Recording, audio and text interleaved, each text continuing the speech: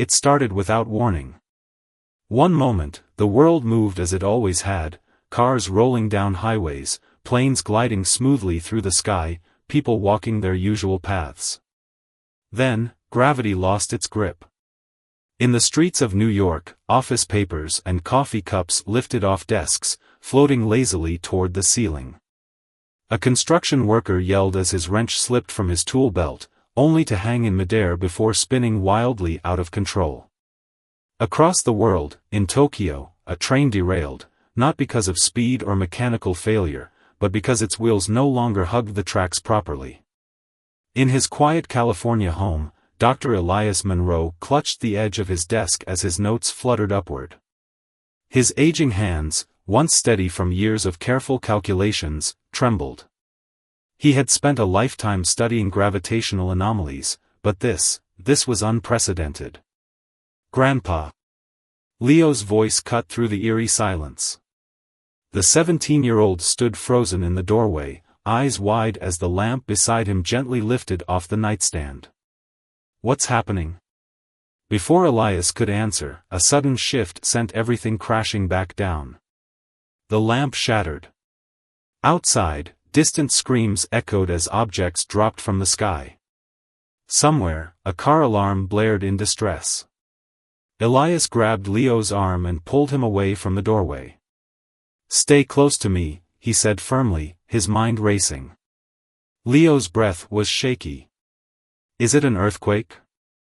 "No," Elias murmured. "Something's interfering with gravity itself." He rushed to the window. What he saw next made his breath catch.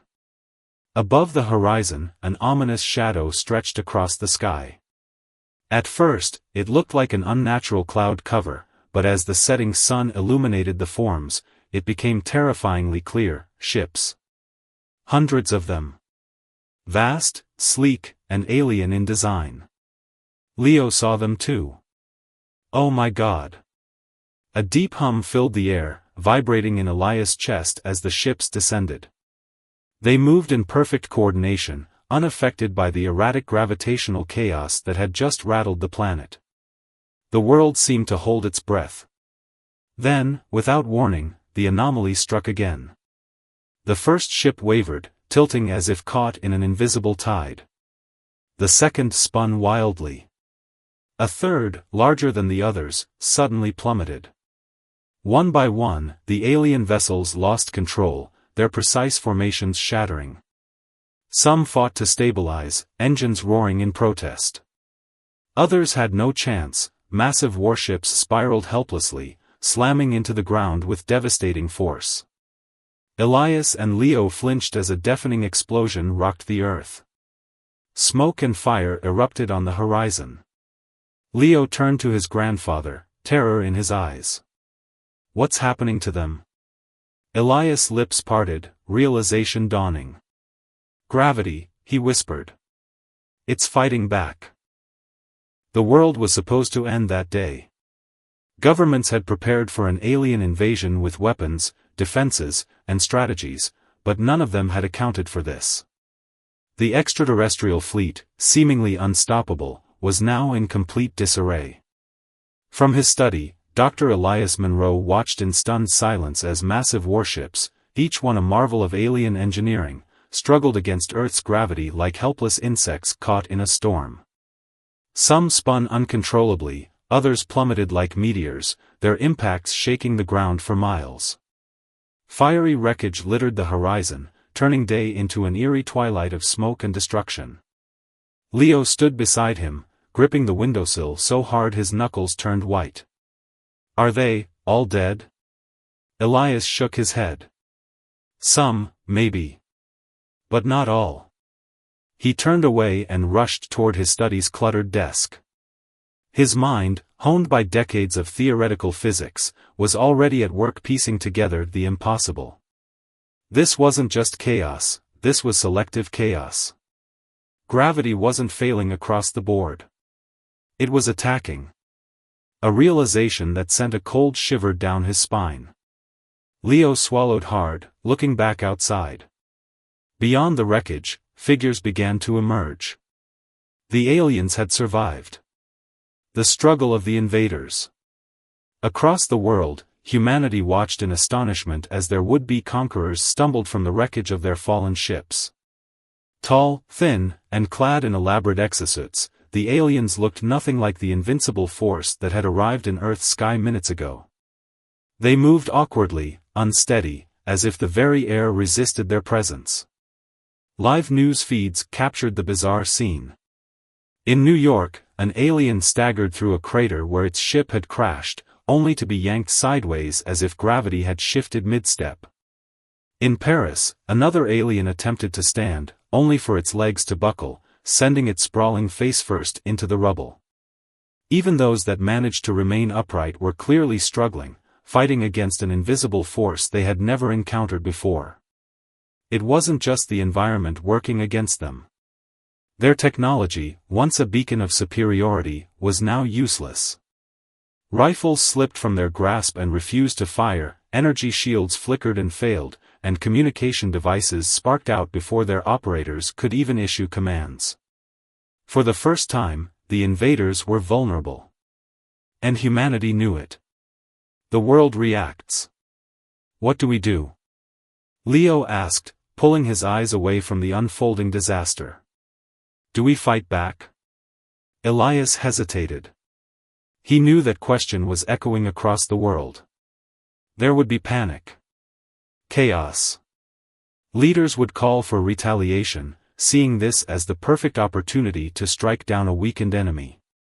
But Elias wasn't so sure. There's something deeper at play here, he muttered, flipping through his old research notes. Gravity doesn't behave like this naturally. It's as if the planet itself is rejecting them. Leo frowned. You mean like an immune system? Elias looked up sharply.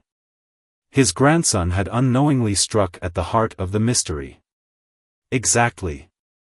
Before he could say more, a loud crash echoed from outside. Leo ran to the window just in time to see something staggering through the backyard. It was an alien, a survivor from a crashed scout ship down the road. Its sleek exosuit was cracked, its body trembling as it struggled to remain standing. Then, to Leo's horror, it collapsed onto its knees, gasping as if the weight of the world was suffocating it. Elias grabbed his grandson's shoulder. Stay back. But Leo didn't move. He was watching the alien's eyes, dark, terrified, pleading. It wasn't here to fight. It was begging for help. The shocking revelation. As Elias and Leo stared at the helpless creature, another sound filled the room. A voice. Not from the alien. From Elias' computer. His research equipment, which had been monitoring gravitational fluctuations, had picked up an unfamiliar transmission. The screen flickered to life, displaying distorted but unmistakable alien symbols. Then, through the static, a translation formed. Elias leaned forward, reading aloud. We calculated Earth's gravity. We prepared for its pull. We accounted for its atmosphere, its magnetism, its density, but not for this. Leo swallowed. For what? Elias continued reading, his voice growing quieter with each word. We have seen this force before. It was not natural. It was not science. It was something else. Something protecting this world. He looked at Leo, his expression grave. This has happened before. Outside, the alien in their backyard barely managed to lift its head, its lips parting weakly. And though neither Elias nor Leo could understand its native tongue, the meaning of its next words was chillingly clear. It's happening again. The alien in the backyard shuddered violently as if unseen hands were pressing it into the ground. Its limbs trembled under the immense strain, and its dark, glassy eyes darted between Elias and Leo, pleading, desperate. Leo gripped his grandfather's arm. We have to help it. Elias wasn't sure. He wasn't afraid of the alien itself, it was the force acting on it that terrified him. Earth's gravity wasn't just pulling the invaders down, it was punishing them. But why? And how? His research had never hinted at such a phenomenon. Gravity was a fundamental force, blind and impartial. Yet now, it was behaving like a living, thinking entity. As he hesitated, the alien let out a wheezing sound, struggling to lift a trembling arm toward them. A request. A plea. Leo didn't wait for permission. He bolted toward the door. "Leo, stop." Elias called, but his grandson was already sprinting across the lawn. The alien barely reacted to Leo's approach. It was too weak. Its breathing came in ragged bursts, each one a struggle against the invisible force pressing down on its chest. Leo knelt beside it, hesitating for only a second before reaching out. As soon as his hand touched the alien's exosuit, the pressure around it seemed to shift. The weight crushing the alien suddenly lessened. For a moment, the creature's body slackened, and its gaze locked onto Leo's. Even though they were from different worlds, the relief in its expression was unmistakable. Then something unexpected happened. A pulse. Not a physical one, but something deeper. A presence stirred in the air, rippling through the atmosphere like an invisible wave. Elias felt it in his bones, a low, thrumming vibration that resonated with something ancient. And it wasn't just him. Across the world, reports flooded in. Something had changed. Across the globe. Satellite footage showed alien soldiers collapsing in the streets, struggling as though drowning in an unseen tide. Others, like the one in Elias' backyard, seemed to regain some control, whenever a human was near. In Beijing, an alien commander tried to rally its forces, but the moment it stepped toward a civilian, the force strangling it seemed to weaken. In Johannesburg, a news crew filmed as a group of children approached a fallen invader. As soon as they touched its metallic skin, the gravity eased, letting the alien breathe again. Governments were baffled. Scientists were panicking. This wasn't physics. It was something else. Something, alive. The truth buried in time. Elias sat at his desk, frantically searching through his research files. He wasn't looking at gravity anymore, he was searching for something older, something buried in ancient myths and forgotten stories. Because this wasn't the first time Earth had been invaded. And if the transmission from earlier was correct, this wasn't the first time the planet had fought back. He scrolled through his notes, his mind racing. Forgotten civilizations, lost temples, unexplained gravitational anomalies, his field of study had always been dismissed as theoretical. But now, it was reality. Leo entered the room, looking shaken. "Grandpa, the alien outside, it's still alive. But it keeps whispering something. I think it wants to tell us something." Elias' eyes darkened. "Then we need to listen. Because whatever was happening now, was only the beginning." The alien in the backyard twitched as it lay on the ground, its exosuit flickering with faint bioluminescent pulses. Its breathing was ragged, but its wide, black eyes remained locked onto Leo. It was trying to communicate. Elias set his laptop aside, his mind still reeling from the research he'd uncovered. If his suspicions were right, then this invasion wasn't just about resources or conquest, something else had drawn the aliens here. Leo knelt beside the alien. "Can you understand me?" The creature let out a clicking sound, then a low hum. The sound reverberated unnaturally, vibrating deep in Elias' chest. Then, to their shock, words, halting and broken, emerged from the alien's throat. "Not war. Not invade. Seeking refuge." Leo's eyes widened. "Wait. You're not trying to take over Earth?" The alien shuddered and forced itself onto its knees. "Not conquer. Fleeing. Running from it." Elias leaned forward, his heart pounding. "From what?" The alien hesitated, then pointed a trembling limb toward the ground. "Not the sky. Not their fleet. But Earth itself. A history of failed conquests. Elias turned to his laptop and quickly pulled up the records he'd found earlier. Gravity anomalies. Ancient civilizations disappearing overnight. Myths of sky gods who came down only to be cast away by an unseen force. The Mayans. The Indus Valley. The unexplained collapse of the Anasazi. They weren't abandoned civilizations, Elias muttered. They were battlefields. Leo looked confused. What are you saying? Elias turned to face him. This has happened before. Not just once, but many times. Earth has been attacked before, but no invasion ever succeeded. The alien let out a wheezing cough. We did not believe. Thought, myths. But we were wrong. Leo shook his head, struggling to process everything. So, what? Earth has some kind of built-in defense system? Elias exhaled slowly. Not just a system. A conscious force. Something that judges threats and responds. Something that has been protecting this planet for thousands, maybe millions, of years. The alien nodded weakly. It is not natural. Not normal. It watches. It waits. It chooses. A chill ran down Elias' spine.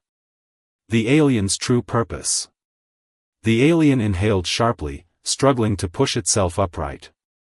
We did not come to fight. We came to escape. Elias frowned. Escape what? The alien shuddered. The same force. It destroyed our world. It collapsed our cities. We thought Earth was safe. But we were wrong. Leo's jaw dropped. Wait, you're saying the thing that destroyed your planet is here, on Earth? The alien nodded weakly. Yes. Buried. Waiting. We only wanted refuge. But now, it wakes. A deep silence filled the room. Elias clenched his fists. If this force could wipe out an entire alien civilization, then humanity might be in more danger than they'd ever realized. Leo swallowed hard. What do we do? The alien's eyes flickered with desperation. Find the source.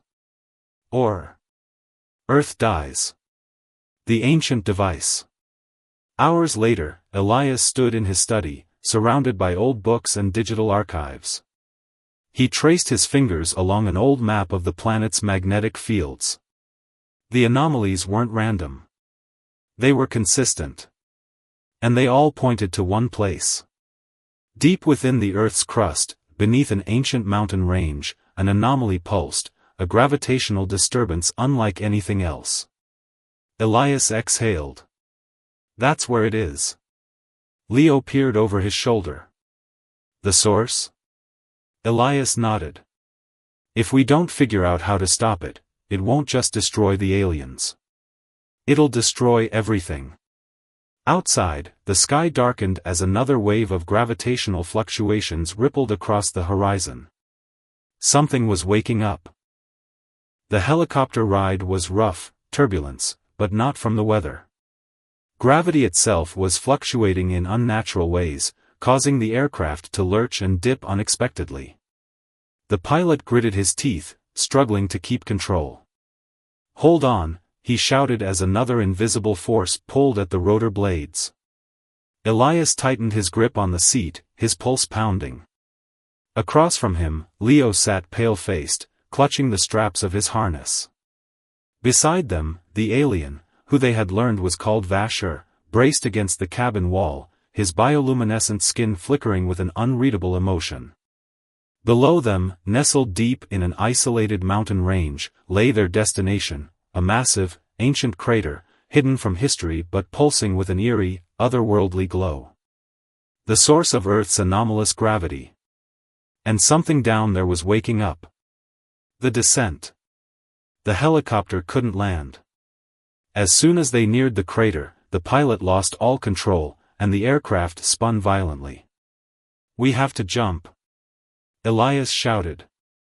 Leo's eyes widened. "Are you insane?" Vasher was already moving, grabbing an emergency chute from the storage compartment. "No choice," he rasped. A second later, the helicopter veered sideways, thrown by an unseen force. No more time to argue. They jumped. The ruins below. They landed rough, rolling hard against the rocky terrain.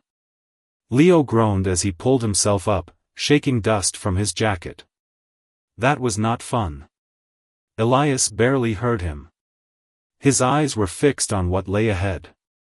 A structure. Not natural. Not human. A massive monolith, half buried in the earth, pulsed with faint, rhythmic energy. Symbols, older than any recorded civilization, glowed along its surface. It was alien, and yet, it had been here for thousands, maybe millions of years. Vasher stumbled forward, his body trembling. "This is the same as the ruins on our world." Elias' breath caught. "You mean?" Vasher turned to him, his dark eyes full of warning. "The force that destroyed my home, it wasn't an accident. It was activated." Leo swallowed hard. "And we just landed on the on switch, didn't we?" The ground beneath them rumbled. The Guardian awakens. A sound like grinding stone filled the air. The symbols on the monolith brightened, casting the crater in eerie blue-white light. Then, the air itself shifted. A presence, vast, ancient, watching. Gravity warped violently, pulling at their bodies in erratic waves. Leo felt his stomach drop as he lifted off the ground for a second, only to be slammed back down. Then came the voice. "You are not welcome." It wasn't sound. It was a vibration, a pressure in the mind, forcing its way into their thoughts. Vasher staggered back. "It sees us." Elias gritted his teeth. "We mean no harm," he called out. The force pushed against him, scrutinizing, testing. "You're kind." There was a hesitation. A pause, as if it was evaluating them. Then, to their horror, the unseen force turned its focus on Leo. The boy let out a choked gasp as his body was lifted into the air, his limbs paralyzed by invisible pressure. "Leo!" Elias lunged forward, but the gravity around him thickened, pinning him in place. Leo's eyes widened in terror as the voice echoed again. "This world will not fall to you." The force didn't just see them, it was judging them. It saw Leo's modern devices, his tablet, his radio earpiece, his technology. It didn't recognize him as human. It recognized him as a threat. The desperate choice. "Stop!" Elias roared. "He's not your enemy." Leo gasped as the crushing force intensified. His body cracked against the pressure, his vision blurring. Vasher looked at Elias. "It will not listen. It sees all technology as a weapon." Elias' mind raced. The Guardian wasn't just attacking aliens, it had been designed to repel any civilization that reached a certain level of advancement. It wasn't protecting Earth from invasion. It was keeping Earth primitive.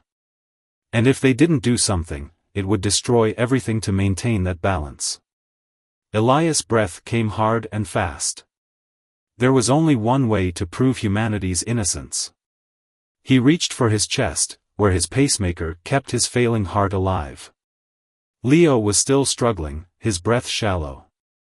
There was no more time. Elias closed his eyes. Then, with trembling fingers, he switched off his pacemaker. A moment of silence. The pain hit instantly. A crushing tightness in his chest. His vision dimmed, his breath faltering. And then, the force stopped. Leo fell to the ground, coughing. The pressure in the air vanished. The monolith's glow flickered. The Guardian hesitated. Elias collapsed to his knees, clutching his chest. I offer, myself, he gasped. If sacrifice proves peace, take me. Silence. Then, a shift. Gravity stabilized. The presence withdrew. Elias felt warmth surround him, not painful this time, but acknowledging. The voice softened. You understand. A final pulse of energy rippled outward, then, stillness. The Guardian had stood down. Leo crawled to Elias' side, tears in his eyes. Grandpa. No, no, no, stay with me. Elias smiled weakly. You're safe now. And then, everything went dark. Darkness. Elias felt weightless. Time lost meaning as he drifted through an endless void. For a brief moment, he wondered if he was already dead. Then, a voice, not the Guardian's, but something gentler, deeper. Your sacrifice is noted. Elias' consciousness stirred. He wanted to speak, to ask questions, but his body refused to move. The voice continued.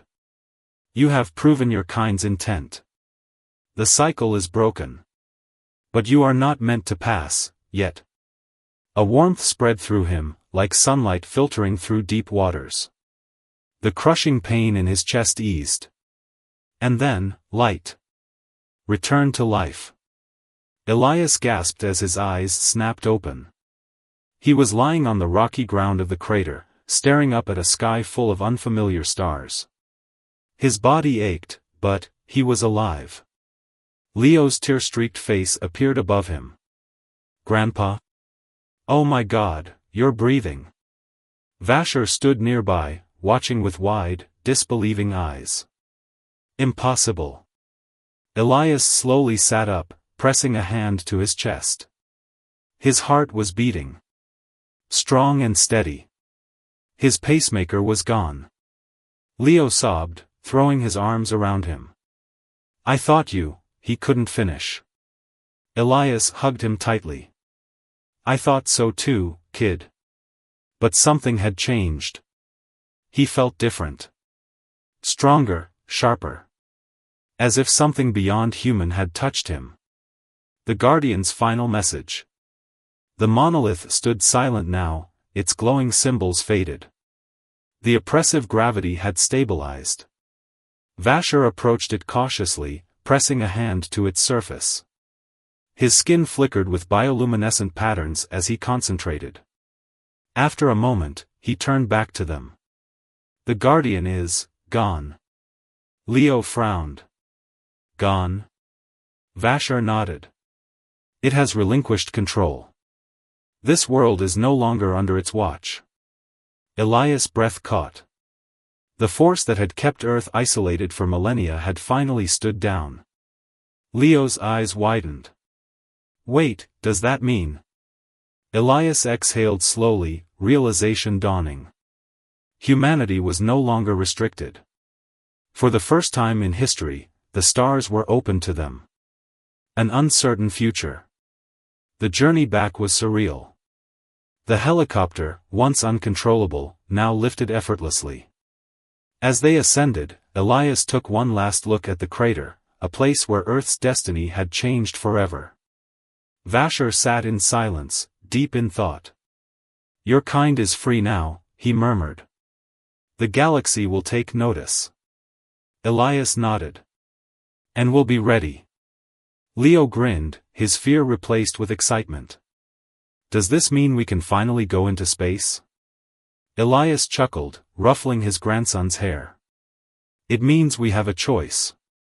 The stars awaited. But were they ready? As the helicopter disappeared into the night, one thing was certain, humanity's greatest journey was only beginning. The world was not the same. News of the failed invasion spread like wildfire.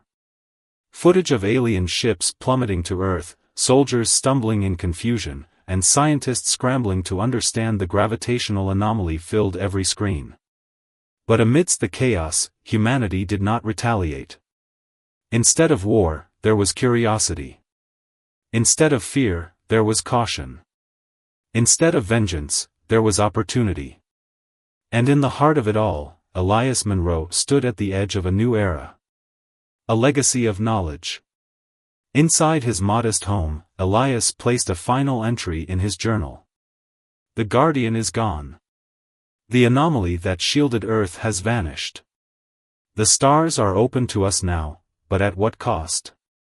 He set his pen down and looked over at Leo, who was poring over star maps. His grandson had been different since that night, more driven, more aware of the vastness beyond Earth. You still think about them, don't you? Elias asked. Leo nodded. Vasher said their homeworld was destroyed, but they never told us by what. What if it was another Guardian? Elias exhaled. That question haunted him too. If Earth's protector had been one of many, what had happened to the others? Leo leaned forward. I want to help them, Grandpa. The aliens. They need a home. Elias smiled. Then we'll find a way. And for the first time in his life, he truly believed it. An unlikely alliance. The surviving alien fleet, once an invading force, now sought refuge. The very planet they had tried to conquer had become their only hope. Through fragile negotiations, humanity and the stranded aliens reached an agreement. The aliens would share their knowledge, technology, medicine, science, while Earth would provide them shelter. It was uneasy at first. Trust was not easily won. But mutual survival had a way of bringing former enemies together. And so, side by side, they began to rebuild. The dawn of spacefaring humanity. Months later, the first joint human-alien research station was completed. It was small, just a single facility on a remote island, but it was a start. A new space program was born, fueled by alien technology and human ingenuity. No longer bound by the Guardian's invisible barrier, humanity took its first true steps toward the stars. And at its forefront, Leo Munro. Elias watched from a distance as his grandson prepared to board the first human-alien starship. It was nothing like the clunky shuttles of the past. It was sleek, elegant, built with both human hands and alien minds. Leo turned back, catching Elias' gaze. I wish you were coming with me. Elias chuckled. I'm too old for space, kid. But this is your journey now. Leo nodded, eyes filled with determination. I'll make you proud. You already have, Elias said.